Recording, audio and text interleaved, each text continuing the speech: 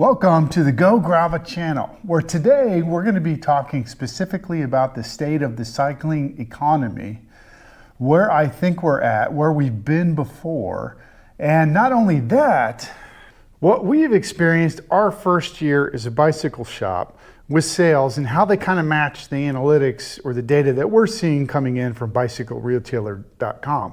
Then finally, the last thing we're going to talk about is how Canyon may have finally admitted that they do need bike shops. It's not all about online sales. So let's begin. So GoGrava.com was started in January of 2023. Started with the website and an idea where we're going to import bicycle products from all over the place, mostly looking at the Americas, North and South America, but kind of generally bicycle products under a different branded name. Now, because the cycling industry was so bad in 2023, I didn't really want to start a bike shop, and I'm glad I didn't because I'd be really struggling right now in 2024.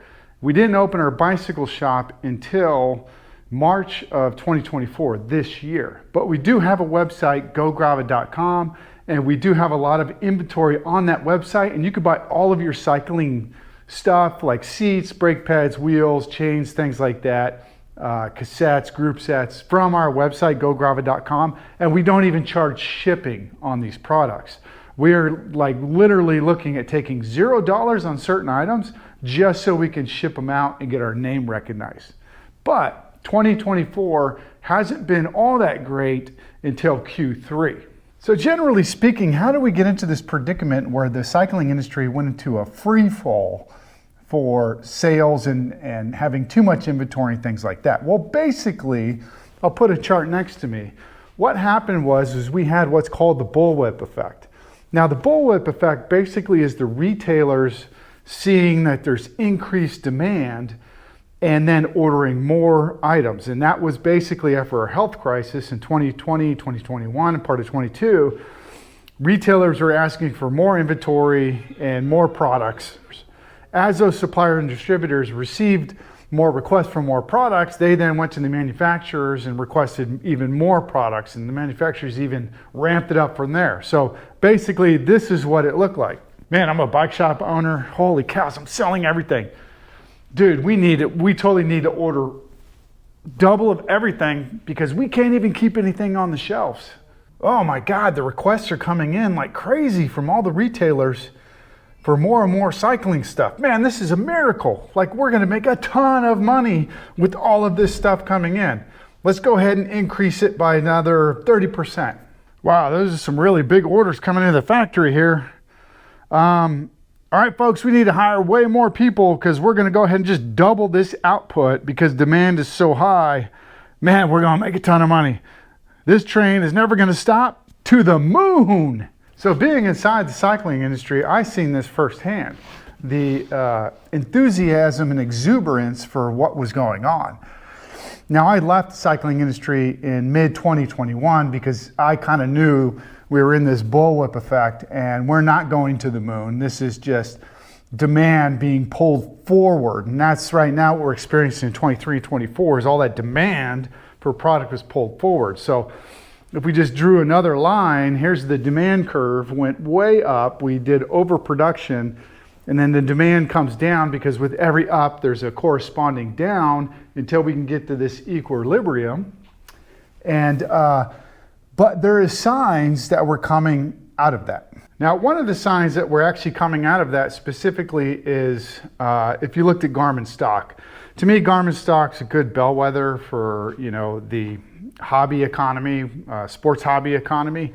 Now, they are way above what they were in their other peak high right now, but a lot of that's due to inflation, and I won't get into that, but basically, as inflation goes up, so does the price of goods, so does the revenue of companies, so does the stock price. So it's not really realistically to say everybody's hitting all-time records right now, because really inflation's been driving the stock market up.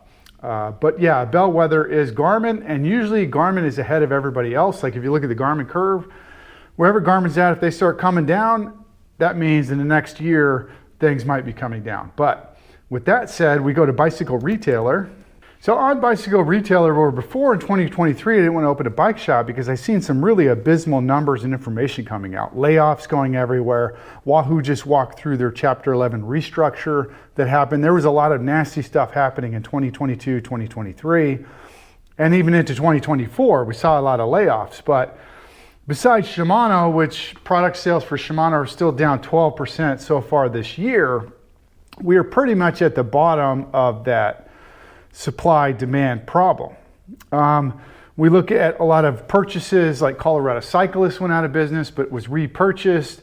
The Pros Closet went out of business, and they were purchased by somebody. And then we also see Garmin achieving 24% revenue growth in Q3. We're also seeing Fox Factory bike-related sales up nearly 40% in Q3. And all of this news where we start seeing things coming back to normal, or at least coming back up. So the low in cycling was 2023 and 2024. So what did I see as a new bike shop? Well, basically starting a new bike shop is no way to gauge how the economy's doing, because starting the bike shop in the beginning just felt really, really weird because I opened the bike shop and there was nobody there. Hey everybody. I have bicycles. I have bicycles for sale. Where is everybody at? I'm not selling nothing. Oh my God. And the reality of the situation is having a new bike shop, you're building up inventory and things like that, and nobody really knows you exist. Even though you think you're doing all the marketing, everybody knows you exist, but people have habits. They have the bike shops they like to go to. They have loyalties to the bike shops that they're already using. It's going to take time to break through that and show them what you offer the community and what you can offer them that differentiates yourself slightly. But in Q3, we saw a dramatic increase in sales. Parts of July, August, September, we made more money in that period of time than we did had the previous year. I mean, just absolutely blew up in sales, which was fantastic. A lot of people coming in. I did a lot of marketing that really worked through online marketing and local marketing, and the word began to spread. So because of that third quarter, I am super optimistic about what we're gonna do next year. But we gotta try to plan some things out over the winter because we know it's gonna be super slow in the winter. The other thing working in our favor here at Go Grava is the Go Grava channel on YouTube right now that you're watching right now. Right now, in the first 30 days, I've made $56 in revenue just from people watching Go Grava on our channel. Now, some of that may be political ad revenue. I have no idea. Maybe it's gonna slump down again now that the election's over, but it'll be interesting to see how ad revenue on YouTube changes over time. Being monetized to me was super important as a brand for the website and for the store locally, just to kind of as advertising. You know, technically you don't have to pay for Facebook, you don't have to pay for Instagram, you don't have to pay for YouTube, you don't have to pay for anything. All of this stuff is free, which is a rare opportunity in the market in the last 10 years, is that if you make good posts and good videos, you don't have to pay a lot for marketing. So with that said, as we try to adapt to the needs of our community and what we learned in 2024 and adapt that into 2025, we're going to be restructuring the bike shop to a certain extent. We want to get a bigger brand in the bike shop. Right now we carry Pivot and Fuji and Breezer, and we got some South American brands like Merino and Duarte, and we got some e-bike brands, and we have Turn, which is a folding bike brand. But what we're really missing is a big bike brand.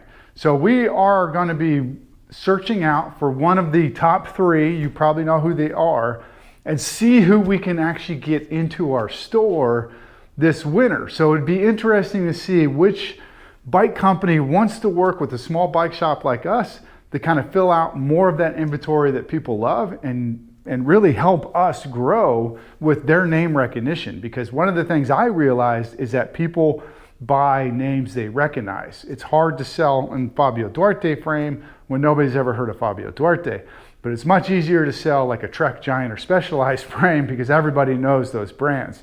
So that's what we're going to be doing. We're going to be making more room and more space to bring in some of the big bike brands. And if anybody out there has experience with any of those three, let's say it is Trek, Specialized, or Giant, what would you recommend we bring into the store for the next season?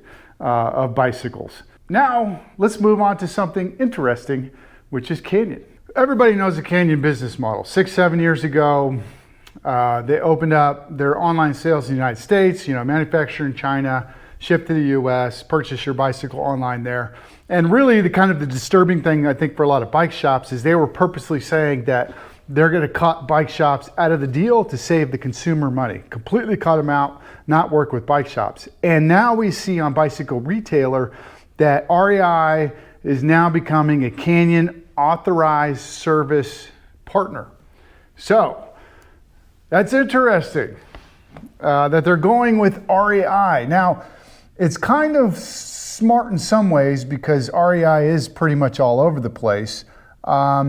Maybe interesting in some other aspects because I am somewhat familiar with REI and how REI operates. And if you wanted to work with REI, you better have a huge margin because REI is not doing anything with you unless they're making a significant amount of money. That's how it works with REI. Nothing against REI, nothing against their mechanics or anything like that. I just know REI is a behemoth and they are expensive to work with. So it'll be interesting to see how Canyon works out with REI as its service provider. Will they actually provide bicycles at REI? I doubt it, because then they'd have a harder time selling their bikes online at a discount because REI is going to require a huge margin on each one of those bikes to be sold out of their store. So Canyon's not getting away with not having some sort of payment. Like, I highly doubt REI, because again, I know how they operate. I was in the industry, and there's no way they're doing it for free. So it's interesting to see that Canyon has kind of figured out maybe that only having online bike sales is not a full, complete circle for the customer and providing valuable product with valuable service. Now, the other competitors, like a lot of, other bike shops are kind of mad now because you got Specialized and Trek selling bikes online. Well, I feel like they absolutely had to. No bike company, especially as big as the other two, like Trek and Specialized, is just going to let Canyon run shotgun over them with online sales. I'm happy Trek and Specialized are throwing their hat in the ring for online sales to compete with Canyon. And so are other bike companies now. So it'll be interesting to see how 2025 works out for Canyon. They've been on a blaze of sales for the past 24 months. That's not good for the bottom line, but they have to be doing good because Pogacar was riding a Canyon for the triple he just did. For the Giro and the Tour and Worlds. He was riding a Canyon, so that probably wasn't cheap. Canyon was probably paid Pogacar a lot of money like he deserves. I hope he got a ton of money from them. And normally you would see Specialized or Trek underneath those athletes, but instead we saw Canyon there. So interesting times ahead as the market kind of shifts. But we are expecting to see an uptick in 2025. So the last portion of this briefing is me talking about what I'm seeing on the ground here. So let's get to that. So here we have our brake pad wall where we have roughly $2,000 worth of brake pads. And I'm using the brake pad wall as an example of what I'm seeing through the distributors and wholesalers. Now, we talked about having massive amounts of inventory and massive amount of sales going on. Now, in this time of year, and it started somewhere in August, it is getting harder and harder to find wholesalers and distributors that have everything in stock like they used to have in stock. I am starting to see these companies running down their inventory and getting to the end of it here right now in the fall of 2024. That's for bicycles, that's for brake pads, that's for tires, and they're now getting back into a just-in-time delivery method where they're kind of just doing smaller shipments over time through the manufacturers and trying to stabilize it. Now, other companies did get caught up in this euphoria of over-ordering and things like that and having too much inventory and having to do massive sales like Kona's buy one, get one they had at the end of 23. But not every company was like that. Let's just look back. Like Scott, I think, was a company that did not get caught up in that exuberance, never really lowered prices, and kept their inventory within a reasonable level and kept right-sizing their company without over-hiring. But the companies that did overhire and did overproduce are now clearing through, I believe, clearing through their inventory. So as we go into 2025, we may not have instantaneous access or see access to all the stuff that we want all the time. You may have to wait a bit, and the sales might start to diminish. We will see in 2025 as we get into the spring what is left in the inventory, but it's pretty much end of the road for oversupply. Companies had 2 years to figure this out, where they are getting the ordering just right. And even if somebody over-ordered in 2024, they're definitely not going to do it in 2025. So this is the bicycle industry kind of, I believe, starting to come back up. We're going to raise back up. We may hit some shortages in the summer of 25 as more of the manufacturers are cutting down on their production level. And again, it moves in a wave, and eventually we'll get back to an equilibrium probably in 26 where things are a lot more predictable. So this is just one guy's opinion on the cycling industry that's worked in the industry, has been around quite a while in cycling, and just things that I'm noticing there. You may have a differing opinion on everything I just said. That's fine. You can put it down in the comments. It's okay to disagree with me. These are just the things I'm seeing in the industry, and I will start doing more news updates over the winter and providing you some understanding of what it's like to run a bike shop and start a bike shop at the end of this like real bike recession that we just had, and seeing if a recovery is actually going to happen in 2025, or is the consumer just too tapped out and it's going to take much, much longer for them to recover.